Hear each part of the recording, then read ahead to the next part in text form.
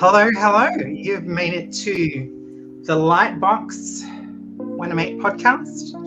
And it is bright and sunny and extremely hot here in Perth, Western Australia. Thank you for joining us this evening. And hopefully we can get you excited about animation. Now I am going to put this all up on the screen. Oof, there we go. Oh, no, we need some. Let's do it this way. So, Much better. Joining me, as per usual, are Lindsay and David, and myself, Tanya. And yeah, we're going to talk about some animation. Now, I am going to, because I'm constantly running this thing and always forgetting to click on the right button. So we're looking for the comments. There we go. So if you've got any comments, you can put yourself into the thing, and we'll give a few minutes for the links to go, and a few seconds for the links to go out and get shared, and hopefully we can get some people watching us. All right. Now we have a look at this. Let's start by doing our usual acknowledgement of country. We, WAnimate, wish to acknowledge the traditional custodians of the land we are meeting on, the Whadjuk people of the Noongar Nation. We wish to acknowledge and respect their continuing culture and the contribution they make to the life of this city and the region. There we go. And we wish to pay respects to elders past, present, and emerging.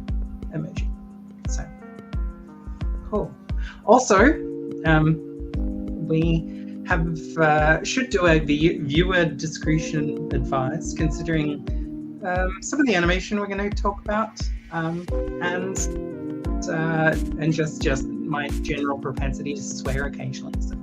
So viewer discretion advised, not for children, or if you are a parent, maybe put your hands over your kids' ears as they're watching.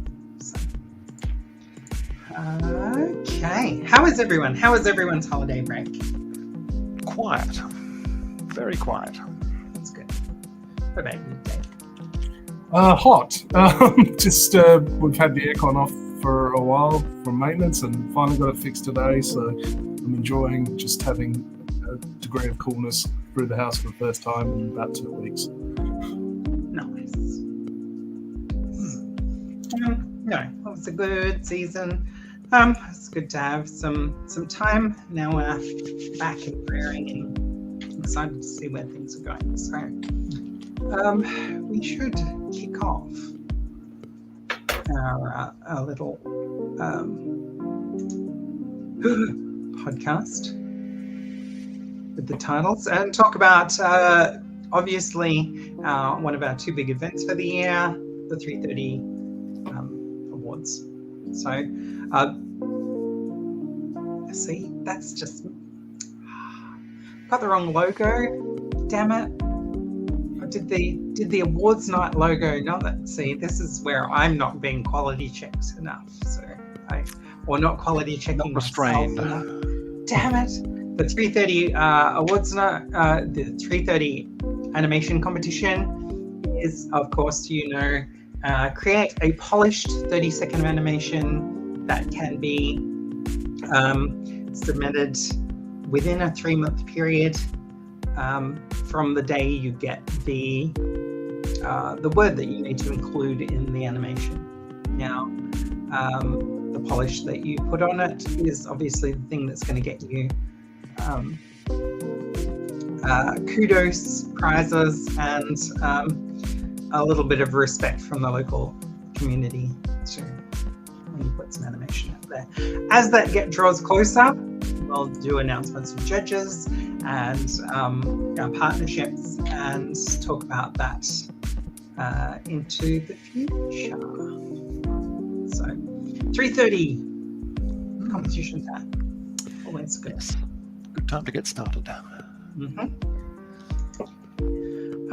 Okay, so let's talk about some recent releases, things that are floating around in the cinema at the moment. Whoa, that's bright. Hold on.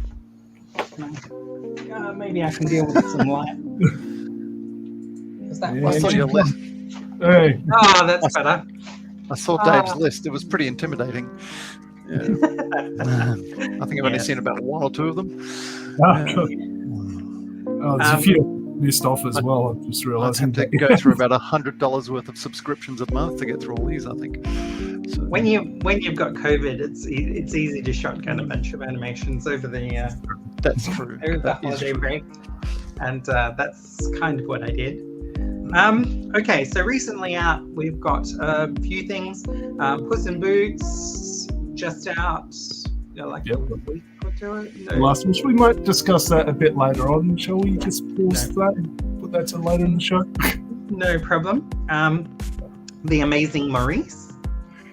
Terry Pratchett comes to screen with Hugh Laurie in a central role and David Tennant. Great voice cast. You get a lot of Pratchett's voice coming through in the writing style and the dialogue of the characters. It's quite a good adaptation. So yeah, well worth a look if you're a Pratchett fan and get a chance. Check it out. That actually looks interesting. It doesn't look like the usual bug-eyed Pixar clone. I'll talk about The Legend of Vox Machina Season 2 is out. Of course, being the big role-playing nut and having watched not quite all of Critical Role. The Season 2 opener, now, we'll probably go into it a little bit more when we're talking about TV series for our next meeting, but Legend of Vox Machina is kind of an interesting part of creating an animation, and what comes out of it is actually a fairly well done fantasy story in the generic D&D phase. Is that the right word? No. But Bane? Yeah. And Matt Mercer's done a great job of repurposing that story to work in a different format, because a D&D group are generally uncontrollable and hard to nail down and get plot happening, but he manages to do it. So. And it works from a storytelling point of view because you get a significant shock at the end of episode 3 of season 2. Season 2, yeah. Which comes from an event in the actual game itself. So that surprised me, yeah. Yeah. Yep. Spoilers. Yeah. Vague. No. It's just... It's a nice little cliffhanger to throw in there at the end. But we got new episodes coming this week, so don't have to wait too long. Let's see. Lyle Crocodile. Okay. This is live action with a significant animated character in it. Actually, a couple of significant animated characters in it. So if you wanted a cross between The Greatest Showman and the first Paddington movie, this has got you covered. It's actually quite a nice little piece. Worth a watch. You know, if it looks like your thing, it probably is your thing. Okay. It's probably the easiest way of describing it. Fair enough. Cool. I saw it as looking quite cute and quaint, but I never thought of it as a comparison to Paddington, but sure, maybe, yeah. Same sort of animation. Yeah, an outsider that's an animal living in a city. Yeah. Actually, Cool. my first impressions from the advertising was Stuart Little, actually, except crocodile. Oh, yeah, right. That's interesting. That was great. Nice. So Marcel with the shell with the shoe sock. unfortunately, this is the one I can provide no background on because I don't think any of us have seen it. No, the trailer's out, and that's as much as I've seen. Is it being screened anywhere in Perth?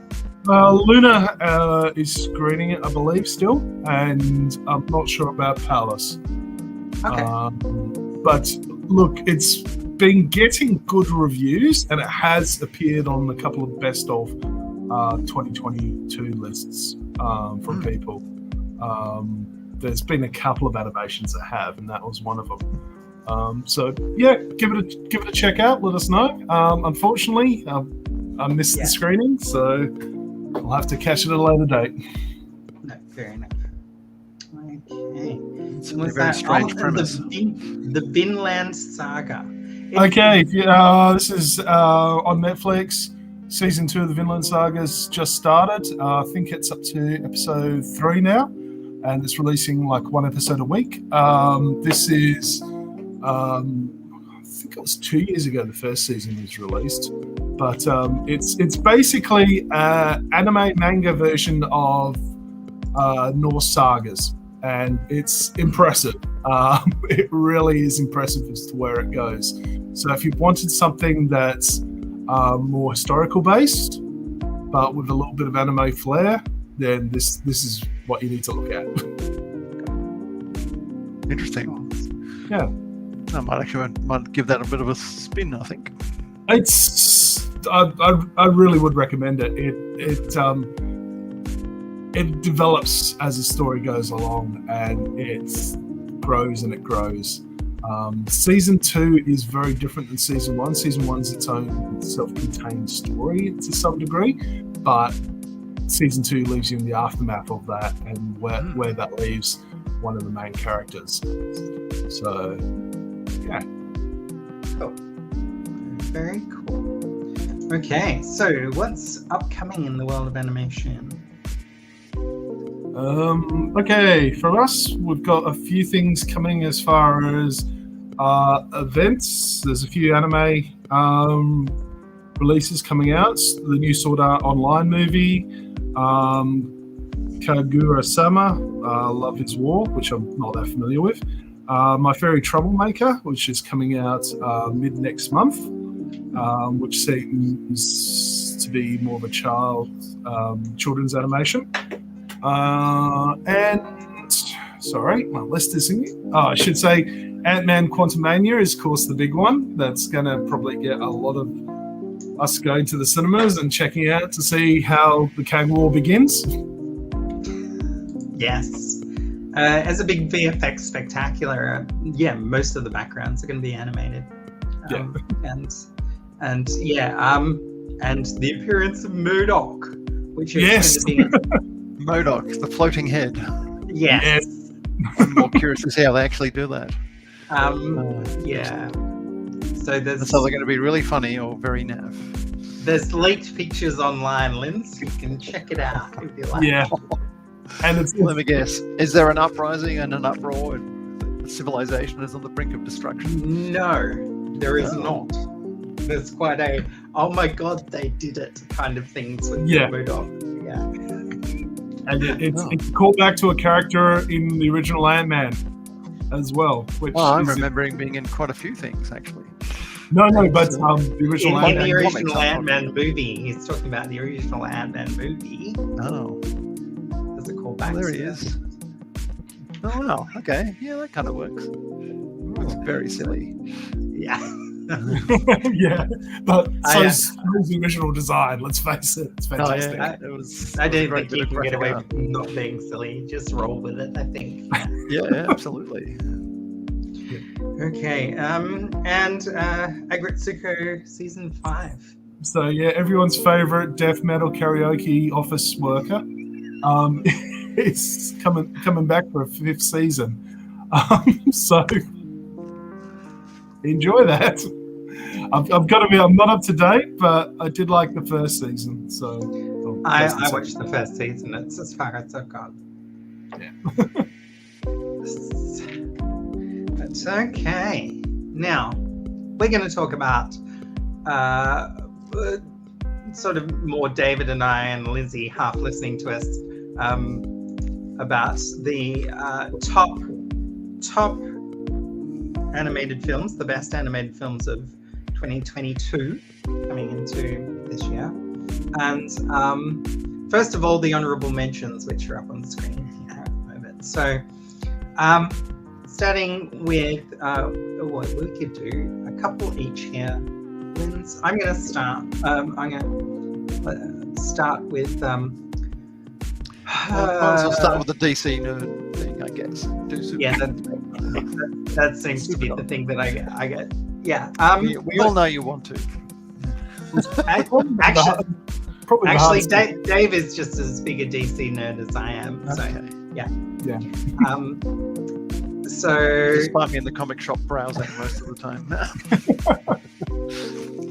Of course, the story of Crypto and the League of Super Pets is amazingly accurate. Classic comic book animation. It's it just hits the right notes tonally for a superhero movie, and is able to do it in a way that live action Marvel movies aren't, the live action DC movies aren't, and it's lighthearted. It feels great. It doesn't feel forced in any way. It's got the classic classic comic book references. Holy hell, there's Chip in there as well. The chimpanzee. No, the Green Lantern squirrel. Just that one. Probably Chipmunk, I can't remember. Do they have the flying horse? What's his name? Sparky? No, they don't have Comet. Oh, they don't have Comet, that's it. I do remember a flying horse, a flying chimpanzee, a cat. They had a whole menagerie at one point. It's a great animation. It's well worth checking out. It's not heavy in any way. It's just a fun little animation. It even references the Amazing Zoo Crew, which is a deep cut for DC Comics. Really? Captain Carrot and his Zoo Crew. Yeah, one of the characters is the mentor for Fastback, the Flash parody. The turtle. Oh, the super fast turtle. Oh my god. Captain Carrot. Okay.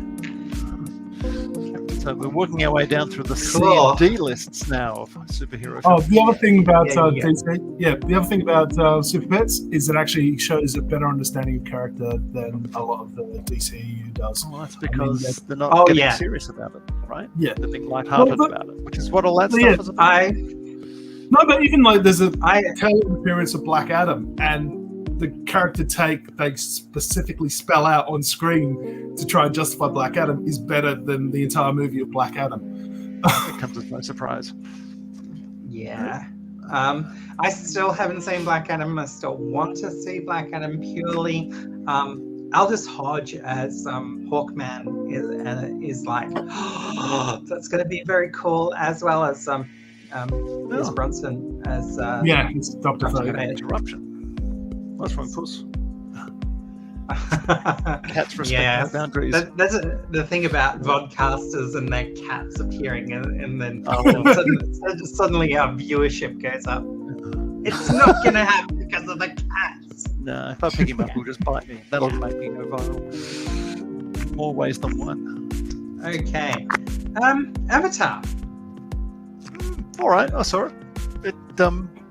It's very interesting, Avatar, in the sense that, it's a step up from the original film. But yeah, a lot of it is still kind of forgettable. But it's interesting, like James Cameron is still pretty much making old-fashioned Jim Cameron is making old-fashioned crowd pleasers, really. So when you see virtually no presence on the internet except when their marketing hits, and then somehow it makes $2 million or $2 billion at the box office, you realise that he wasn't just making stuff for the usual suspects online. He was making it for your aunties and uncles and grandparents and their nephews and nieces and the cousins and everyone else. And that's basically what he was aiming for. So in a sense, it's a kind of old school film in that respect compared to what we have these days. It's not high concept marketing with niche this or niche that. It's and I guess that's like Jim Cameron stuff ever since Titanic, or even arguably Terminator 2. It was sort of what's the word? Not dumbed down, but certainly made more palatable for a mass audience. Yeah. It's more Spielberg than anything else, in the sense that it's going for a mass appeal. To use the old expression, back in the days when we had a sort of monoculture and that sort of thing.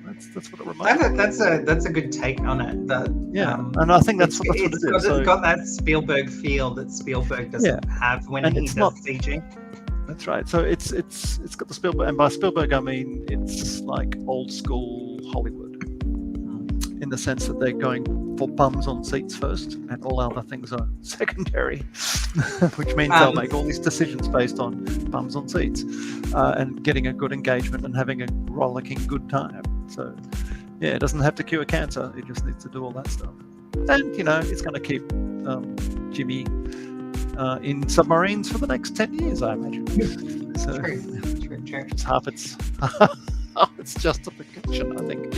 But no, it's so in a what about in a technical sense? Oh, it's extraordinary technically. It's doing all that. You start to wonder, God, that's so much time and effort and stuff poured into this thing. It's almost like, by the time they finished the 5th film with this level of expertise, they could have spent half of that time and effort kind of saving the planet, I think. You start to wonder, well, what's the point of all this? Like kind of rediscovering old cheap movies from yesteryear as a result, I think. But anyway, I did like the killer whale, the thing shown, which isn't really a whale, but it seemed to be an actual main character, arguably probably more intelligent than the silly bipeds kind of swimming around it. I like that touch. But, again, it's going for a mass audience, so they're kind of toning it down, and things are hinted at but not spelled out, which is both good and bad, I think. The humans are one-dimensionally evil. There's a bit of tension in there, but it does feel a little bit, what's the word? That's white knighting. What is it? The Contrived. Hero colonizer saving the day for the natives type the thing. white savior sort of. Yeah, there's a bit of that in there. And so if you've seen a lot of old colonizer movies and stuff, there's always the last Mohican or the last this or the lost treasure of that. Gosh darn it. This great civilization is gone, but oh well, we'll just take the loot anyway because there's no one left. There's a bit of that in there, although not intentionally. Yeah. So, like I say, what you really want to see, the third one, you want someone indigenous to make. That would be interesting. And that, I think, would really put the whole franchise on the map, rather than just being, big for being bigger than Ben-Hur. So, that's what I'd like to see. Essentially, what they did with Predator Prey, they did an indigenous take on it. I really wish I'd seen it on the big screen. Avoiding it so I can, but I want to check it out. I think Avatar should have gone down that route a bit. Word has it that it will focus, the next movie will focus on Jake Sully's son rather than Jake. So Jake will become a secondary character. Yeah, I think primarily they're going for the Ash people next time. So we've just done jungle, we've done water, now we're going to do volcanoes, I expect. And, possibly fire-breathing dragons, knowing the way this thing's going. And the last Airbender people will be. Yeah, I was just trying to think as far as the Avatar stuff goes. A lot of big, what's the word? Well, a lot of big American stories tend to go for the 4 elements. The Fantastic Four does in the Marvel comics: Earth, Wind, Air, and Fire. It's you can see parallels like that through a lot of Western culture, or at least the American bits of it anyway. Very much get into that sort of stuff. Well, okay, right. I did not make that connect. So, no, I'm just thinking, like, if you ever see expansions to things like World of Warcraft or any kind of fantasy, who's airing water in Air would be the Invisible Woman. Well, actually, she's the Green Lantern of the Fantastic Four, but she casts invisible. Not Mr. Fantastic, because he can turn himself into a sail. He'd be water. Okay, because he's a liquid. Yeah, and the thing, of course, would be Earth. He can flow. That's right. So there's this sort of rough, sort of elemental thing going on. But that's a lot of Jack Kirby's work, does that? A lot of his work had that sort of trope, I think. So it's a Jack Kirby trope. And you see bits of it in things like it's quite explicit in The Last Airbender, and it's a little bit implicit in Avatar, except spread over millions of films. So, There you go. A bit of profound insight there into a current animation hit. Okay. That'll Well, help you pay the rent, won't it? yeah, no, we're not monetized people. That being said, if you'd like to donate, no. Okay, The Bad Guys. I love this film. I've got to say, I want to check that out. It's only dropped off the top 5 because Dave insisted that a couple of films that I haven't seen got in. Oh. So, yeah. Yes. One of those So, insisted. So, he put a lot of pressure on it. The Bad Guys is great. Really nicely animated. It's your standard. It's a kids movie based off a kids book, and it really feels like your modern K-bar / what is it? What are they called? Triple X. Triple X. It's Ocean 11. Yeah, definitely. It reminds me a lot of Lupin, actually. Lupin 3rd. Nice. It's got that vibe, hasn't it? Yeah. It's kind of Definitely. the villain who can't help himself. The voice cast perfect. With oh jeez, see, my mind's gone blank. But Sam Rockwell as the wolf. Yeah, does a great job. Richard Ayer as a hamster philanthropist. Yeah, so the top two movies include large amounts of guinea pigs. So Lindsay should see both of them. I approve. Well, I used to be a guinea pig fan, and I used to have a guinea pig mascot called Dr. X. So he was a black guinea pig with silver eyes. Yeah, it's weird. It's certainly 2022 seems to be a year of the evil guinea pig army in animation. I don't know how that happened, but it happened. Oh, well, they usually come in pairs, don't they? Yeah. Tell us about Apollo 10 and a half. I haven't seen it, but I was circling it for a bit. Yeah, Richard Linklater's tale of 1960s. So it's looking at the moon mission, and it comes across like a rotoscope version of Wonder Years. It's that's not untrue, but it's possibly a little unkind to it. But yeah, it's a nice little nostalgic dive into childhood in Houston, Texas. Just looking at the building of the building that NASA's doing towards the moon landing, and the sort of the town that grows up and the jobs involved there, and the childhood memories of the kids in the streets. So doing things like riding behind the DDT trucks as they spray for mosquitoes and stuff like that. It's a heck of a. It is interesting. It's an interesting sort of trip into childhood and kind of things that you just would not be able to do today. A little look at the culture at the time, and ends off with the moon landing itself. So yeah, it's worth a look. But period piece, in other words. Yeah. But yeah, it does bear a lot of sort of the same nostalgic cues as the Wonder Years does. So yeah. Nice. But no Fred Savage. No Fred Savage. So that's a positive. Okay. So the honourable mentions are out of the way. Let's go with our number 5 pick. Pinocchio. Yes. Okay.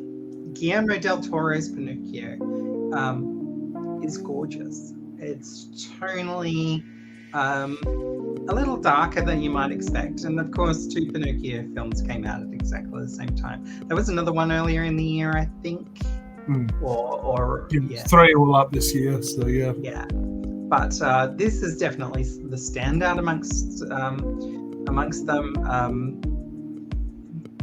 If you're going to avoid 2 other Pinocchio films, see this one. And maybe definitely avoid the other ones. Yeah. I did see the other one. It's not great, and it doesn't even hold up a light to Guillermo del Toro's version. Now, Guillermo does some interesting things. He moves it forward in time. So we're talking about that time period between World War I and World War II, the rise of Nazism, and there's definitely references of that. So we're in Italy, of course, and Pinocchio is built in Geppetto's shop as previously. Some interesting takes. The blue fairy that brings Pinocchio to life is definitely a Guillermo del Toro style fake creature, and looks as such. It's quite short. Yeah. I didn't realize how sanitized I'd been to the story based on Disney's version. Like, I love the original Pinocchio movie, and I quite often use the Monster of the Whale as a teaching piece in my classroom. So that's from the original Pinocchio. But this film takes a lot of that tone, darkens it down, and just slightly shifts it a little. The story follows pretty much a similar plot as it would do. However, it doesn't pull any punches when it comes to talking about things like death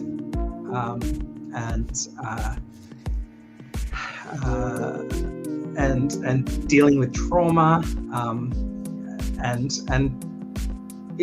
things that are kind of glossed over in the original animation. Things like the manipulation of kids and in slavery, and it's quite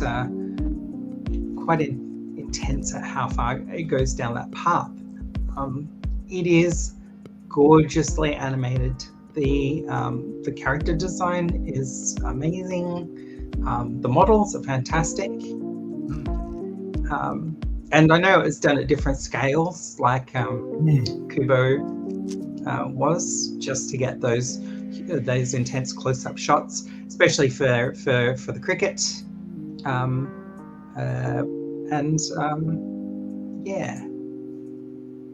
Hey, that's a really solid voice cast.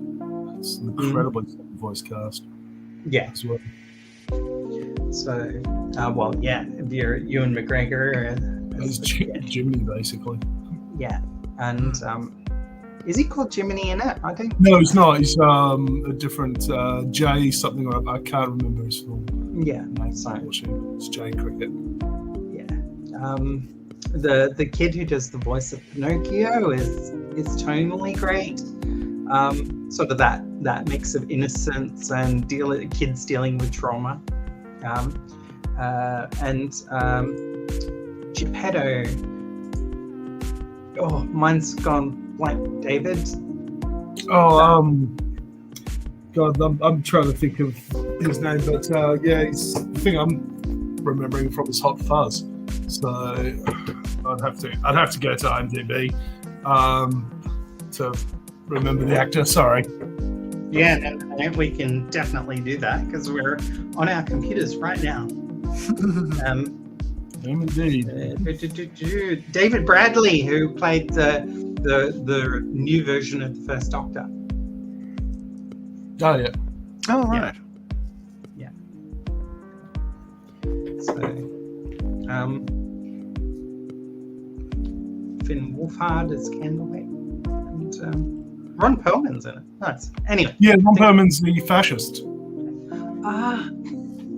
No way. Yeah. Gee. I mean, despite the design looking more like Green Goblin, that's Ron Perlman. I didn't even catch that. Okay, fair. I'm gonna have to go back and watch it again. That being said, I've enjoyed watching it again. It's a gorgeous film. don't avoid it. It is quite pretty. Interesting. Any last notes? I think Not really. It's definitely on my to-do list. So, yeah, absolutely on your. It should be on your list, Linz. It's yeah, I wonder if he Del Toro took some of the original politics of Pinocchio, because it was written by was it way back when?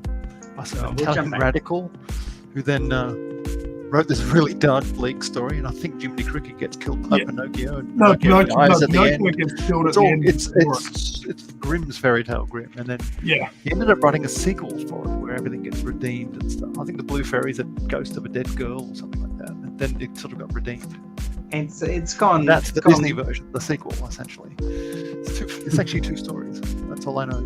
I'll have to look it up. But yeah, check it out.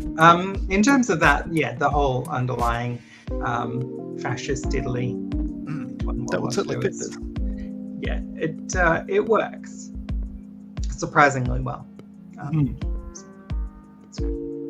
Okay, turning red. Gosh, is our number 2 one extreme pick. to the other. Yes and no. Like when you're dealing with childhood trauma of a different sort. Yes. Yeah. Turning red is a thinly veiled metaphor for a young girl's puberty, and it is a gorgeous little story with May getting turned into a big red panda, a big red angry panda, and having to deal with the troubles and the tribulations that go with that. Disney are not. They are not shy about the metaphor. They're not even. It's explicit.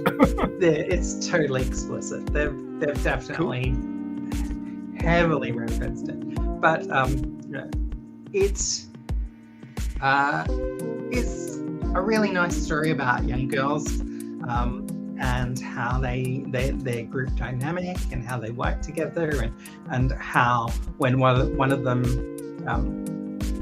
falls into a little bit of trouble, that dynamic changes, and how they chafe against that and they rally in against it and with it, and it's got an awesome I wouldn't say twist, but there's definitely a greater mythology that is expanded into towards the end of the film, and it really, really works. The voice cast, especially for the grandmothers and the aunties, are amazing. There's some recognizable voices you can. Got James Hong in it. Tick. Yeah. Oh, of course, James Hong. Like, yes. It's Sounds amazing. Good. Yes. Very, very cool film, and it's cute as hell. And way more. I want to use the word woke, but yeah, understanding. But too many people use that as a negative these days. In way more woke than Disney have any right to be. It's great. That's good. Love it. Okay, here we go. Yeah, this is one that Oh wow. Bill Tippett's Mad God.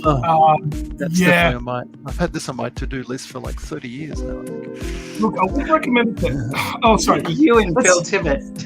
Well, yeah, involved. I was following his career back in the 80s when he was busy being the stop-motion king, making AT-ATs. That was part of the reason I got in and made the Magic Portal, that sort of stuff. Exactly, the and this is boom phenomenal in Hollywood. work. Yeah, it really is. It's just narratively, structurally, it's a bit weak, but that doesn't matter. Hallucinogenic, I think, would be the word. Yeah, it is. It is exactly that. It's meant to be impactful more than understood on the narrative sense, and it is certainly one of those movies that's emotionally impactful. as a gas masked soldier makes his way through numerous levels of industrial nightmarish hellscape to complete an unknown mission. That's what we like to see. Yeah, and it's just it is phenomenal. It really is absolutely phenomenal. Not something that you can I'm sorry I missed it on the big screen because just that experience of the big screen itself, and not being able to say stop. Right, I need a break. I'm going to go for a walk around the block and then come back and finish the last 20 minutes of this, and let my nervous system calm down a bit. Wow. Because it really does get an intense overload of the imagery that's going on.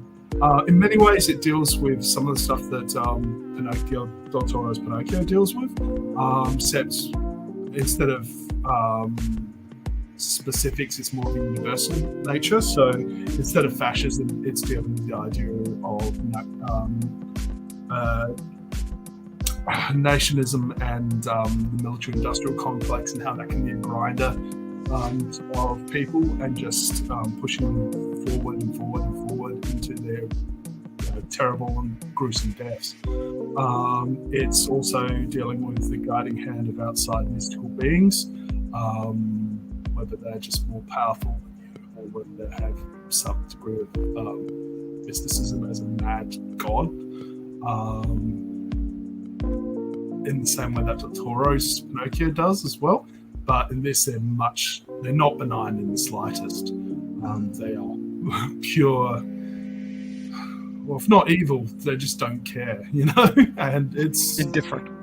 Yeah, it is a hell of a piece. It really is a hell of a piece. It's one of those movies that I'll probably only watch once, so that something like Baby Macon or Requiem for a Dream. I appreciate the experience. It's an intense experience. I don't know if I want to subject myself to it again, but it certainly deserves its place on this list. Wow. Okay. Next. Next. Okay. No. Well, in terms of that, I'm hanging out. A complete nod to the career filter there. In terms of where he's come from, what he's done, the amazing stuff. And then, although this film took him a long time to get made, it is it's still, technically brilliant in an age of CG animation. And it just has such raw power coming through from being that singular vision. And it's something alchemaic about that style of sort of flawed. Exactly what I said. I had to have a unicorn chaser afterwards, so I queued up Ninja Sex Party's The Last Unicorn theme as my unicorn chaser. Wimp. Who says animation doesn't have power? But but there's something alchemaic about this style of stop motion. Yeah, it really feels like live objects have come to life. If you ever seen Brothers P from the 80s, they used to make Kafka novel adaptions with this sort of style, this kind of really abstract, textural, gritty, grungy style. It was hit like a ton of bricks. It was great. There was a whole ton of that stuff lurking in the underground during the 80s. The other 80s, not the 80s that most of you kiddywinks would probably understand. But anyway, the other 80s, the other 80s that produced the Cronenbergs of this world. Yeah. You punk snub. Yeah, that's right. I'm a punk snub. It's against the rules. This does go full body horror, by the way. Yeah, so. It's full. It'll be full tilt. It's amazing what you can do with plasticine. It's great. But anyway, sorry. Do go on. On to the next. Let's deal with. See, I've not seen this either, Linz. So David. So we're back to the other end of the spectrum. Look, Summer Wars. So the director of Wolf Children, The Girl Who Leapt Through Time, Maria. So a well-known anime director, and this is their latest, and it's a sort of a retelling of Beauty and the Beast, but done with a kind of a mix of social realism and fantasy. So it's basically the other world that they voyage to is social media. So it's what if the metaverse actually worked and was useful. So you've got this place called this social media platform called the U, which you can be, which draws out parts of the user and makes you another person, singular entity, to voyage through the U. And you've got a Japanese schoolgirl that's visited by trauma, has lost her mother, and is partly because of that shy, detached from the world, and finds it very difficult to engage. Goes into the universe and becomes this spellbinding singer called Belle, which is basically our beauty of the piece. It's really beautiful. It is really beautifully animated, both ends of the spectrum. So you've got this slow sort of melancholy of the worlds of the actual Japan itself, and you've got this big in-your-face pop factor, wow factor of the U, complete with flying whales with speakers over them and stuff like that. It sounds very Summer Wars. Yeah, it's well worth a look at. It's got a really interesting take on social media. Ultimately, it doesn't come down one side or the other, but questions what you do with that anonymity that you gain from social media, and reminds you that even when you've got that, the expression that you post, the things that you say will affect other people, and you need to have that empathy for the other people as well, not just be able to get away with things because you've got this cloak. It's well worth a look. I really do recommend Belle. Yeah, it looks interesting. It's a much lighter piece than Wouldn't be hard. Yeah.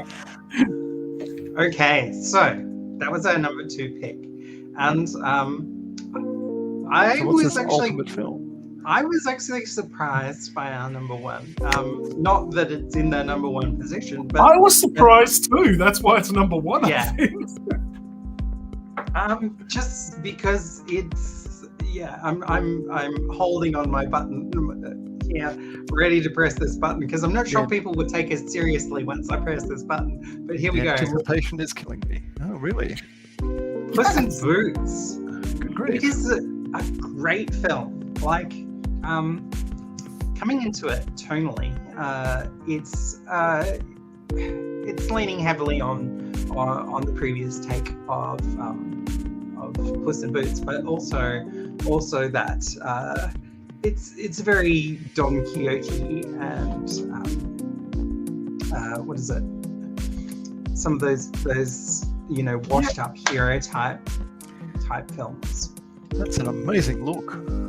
Yeah, I just wasn't expecting it to go so heavily into the idea of here's a character coming to terms with his own mortality in a Puss in Boots movie, and that's what The Last Wish is all about. And it is phenomenal doing that. Plus, it gives these great other characters as well. This Trumpian villain, this annoying sidekick character that's there for comedy that you want to hate, and then you find out about his life, and suddenly you've got empathy for him and adore him as a character. It's a hell of a film, and it's really unexpected. We'll have to check it out. Yes, Mike. Puss in Boots is way better than Avatar 2. Yeah. Yes. It's I probably won't really sell nice. as many submarines. So the guy who plays Guillermo plays the little Chihuahua, who is Puss's sidekick through the film.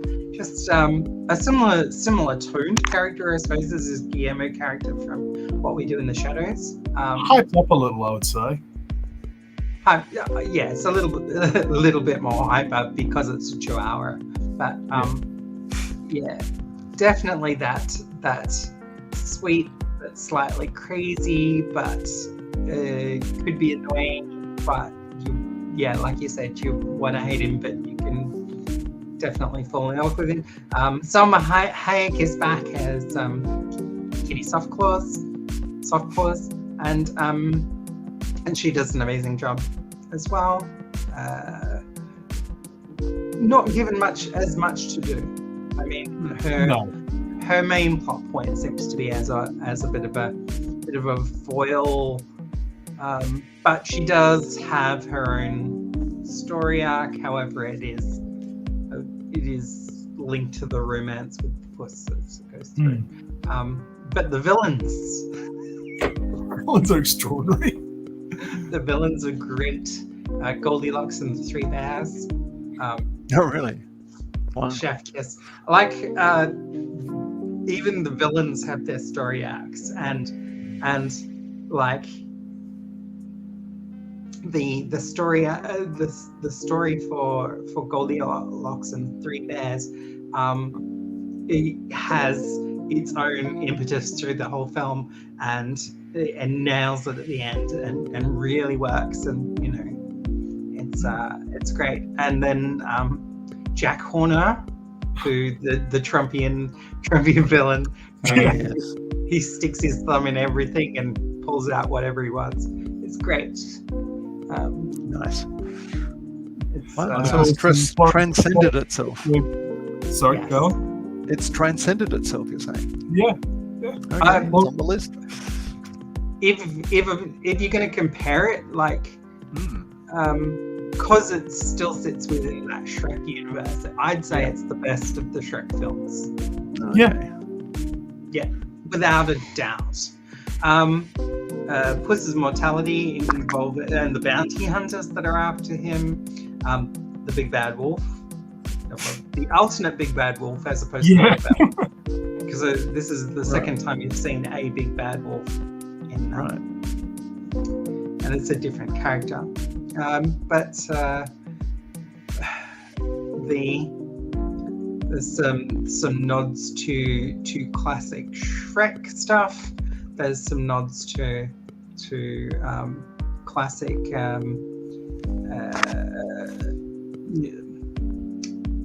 your swashbuckling stories. Definitely within the realm of Zorro, of course. There's a nod to Pinocchio. There is a nod to Pinocchio. You see, and you also see a little snippet of Gingy. So Gingerbread Man is in there as well. Wow. So yeah, just for a flash, but I won't. It's bringing it full circle, and I would be surprised if they didn't go for another Puss in Boots movie after the success of this one. I'm hoping it's financially as successful as it kind of deserves. A real surprise in terms of animated films, and I do realise that my credibility is flown right out the window by throwing this to the top of the list. But You can only find out. But I agreed with you, so yeah. It really, really does tell a story, and tells the story well. Nice. That's our number one. Yeah. Sounds good. Okay. So we've got a few minutes left before the hour's up. This will probably be our shortest episode based on this little talk. But let's get on and talk about. Okay, From the Vault coming up.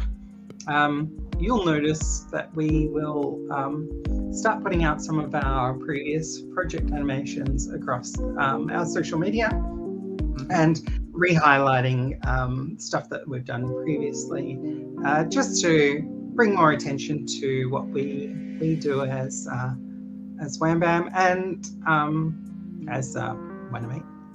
Things like the Wham Bam and the 330 competition and the various events we've run, and we're going to just re-highlight some of the things that we've done in the past, and post them every so often with a little bit of an explainer of where they came from and who worked on it and what the point was. So should be a little bit fun. Also, That's good. there will be an upcoming social event which we are still negotiating. The first WAnimate committee meeting is next week, so we should have a date nailed by next week. Cool. So it should be fun and able to get together and get out there into the industry, and chat to us as well as industry folks and have a nice Do a bit of a hobnobbing. because we're podcasting celebrities now, so I'm charging like $60 for a signature and $400 for photos with me. That's cool. Yes, All right. that's not cool. But Excellent. Yeah, so it'd be good to see you guys again out there in the field and get together and have a little chat. That's good. So What our we did next on the holidays. and our next podcast.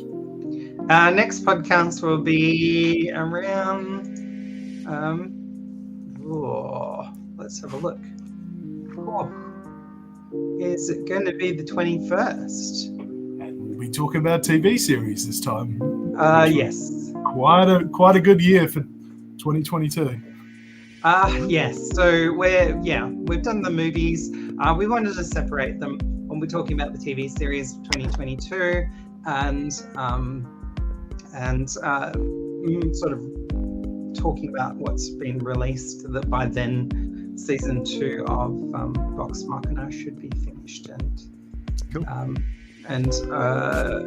I know the trailer to Invincible season 2 is out now, which looks pretty cool. We've got lots and lots of things happening. Ant-Man should have happened, and some exciting future Marvel event maybe scratching at our door beyond that. I know the Guardians of the Galaxy are not far behind. But something like 3 or 4 weeks separating them. So it's not. Yeah, we've got a few things to look forward to this year as well. So let's hope 2023 does provide a Variant, lot of maybe. information for it. Spider-Verse, please, come on. We'll need a new variant just to catch up a little. Nice. But thank you very much from me, Tanya. And from me, Lindsay. And from me, David. And we'll catch you next time on Lightbox, the WAnimate podcast in the future. Fantastic. I can hardly wait. Have a good evening, all. Now, Good night. yes. Good night. Just have to... Oh, just got to hit the end button. That's right. Oh. There we go.